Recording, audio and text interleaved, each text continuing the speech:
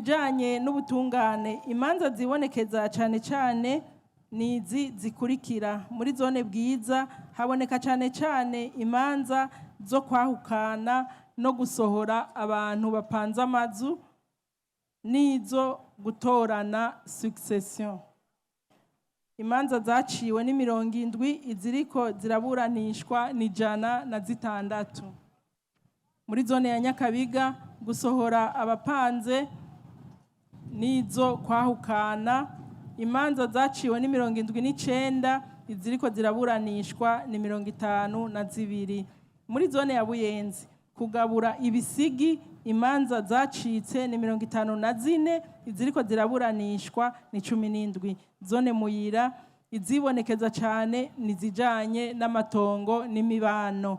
Mu bijanye n'ubutungane rero komine Mukaza abayitura baragabanutse, ivyo tukabikesha inzego z'abahuza bo ku mitumba, aho bagerageza kumvikanisha abatase abo byanse bakitura ubutungane. Muri zone Bwiza imanza zacitse ni 70, iziriko ziraburanishwa ni 106. Ibijanye n'ubutunzi, mu bijanye n'ubutunzi komine yarashoboye kwegeranya amakori n'amatagisi angana n'imiliyaridi 12 miliyoni 426 ibihumbi 440 n'amajana 2 n'amafaranga 4 y'amarundi.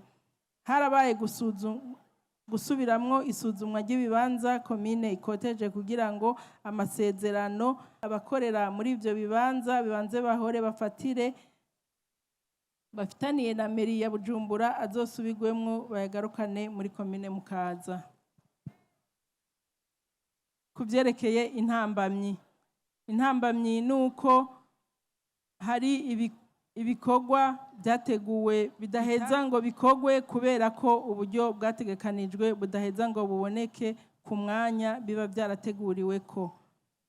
Mu ntumbero yo gukingira isi ndimwa harasibuwe ibirometero 963 by'imifurege, harashigwa ahabona amatongo ya leta angana n'ihegitare 200, harimbwa za Nyabarega zingana n'igihumbi 321.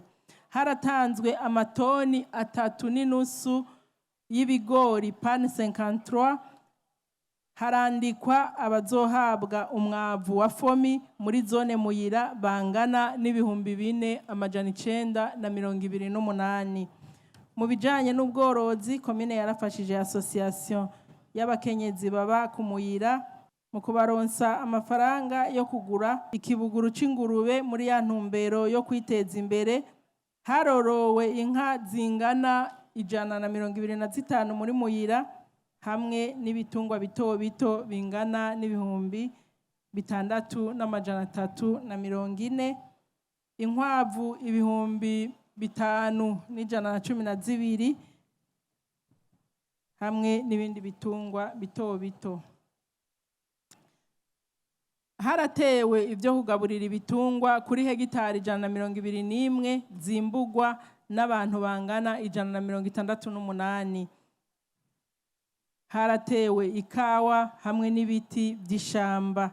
Mu bijanye iterambere muri rusangi gifashe neza, aho komine idasiba gukangurira abene gihugu kwijukira ibikorwa by'iterambere rusangi, guhagurukira isuku n'isukura aho tubaye naho dukorera, gushira amatara ku mabarabara mu ntumbero yo kugwanya ubusuma no gusaba pave imbere y'amazu.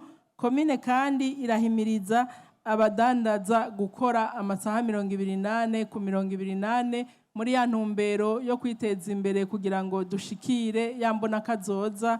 Mu bimaze kurangurwa harasubiwemwo ibiro vya zone Buyenzi na Rohero, harubatswe gushasha amazone ya Bwiza na Nyakabiga agiye arangurirwamwo imirimo muri komine Mukaza yagutse. Harubatswe utuzu rusangi twasugumwe muri quartier y'Abarabu toilette publique, muri quartier asiatique, gusiga ibibanza byahambwemwo Rwagasore na Ndadaye, kubaka uruzitiro no gusubiramwo utuzu twa sugumwe kw'ishure rya Ecofo Mutanga, kubaka no gusubiramwo utuzu twa sugumwe kuri komine Mukaza, gusiga irangi ku biro vya komine, gusubiramwo ibisenge kuri komine Mukaza no kuri Exe Montana, gusanura utuzu twa sugumwe kuri Ecofo Bassin 2, kandi harasubiwemwo ibikono by'amashurwe kuri Boulevard ya Mwezi Gisabo, hongera harategwa n'amashurwe mashasha. Gusanura ibiro by'umuyobozi kuri Bassin ya mbere, twarasanuye kandi ibiro bya DCE Mukaza, twarasanuye kandi utuzu twa sugumwe twa Ecofo Stella Matutina, gusanura utuzu twa sugumwe kuri Jardin Public, kwandika impapuro z'amatongo, kurondera impapuro ziranga komine Mukaza, gusiga amarangi ku cibutso c'ubumwe bw'abarundi, kubaka utuzu twa sugumwe kuri Ecofo ya komine Muyira, gukurikirana ivyigwa vy'ikiraro ca Mukombe no gutanguza kucubaka,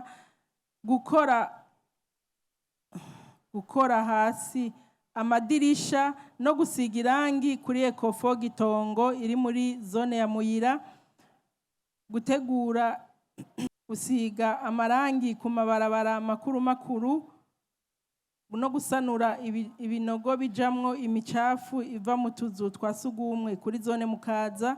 Mu bijanye n'ubuhinga bwa none, amazone yose yarashizemwo internet na fibre optique.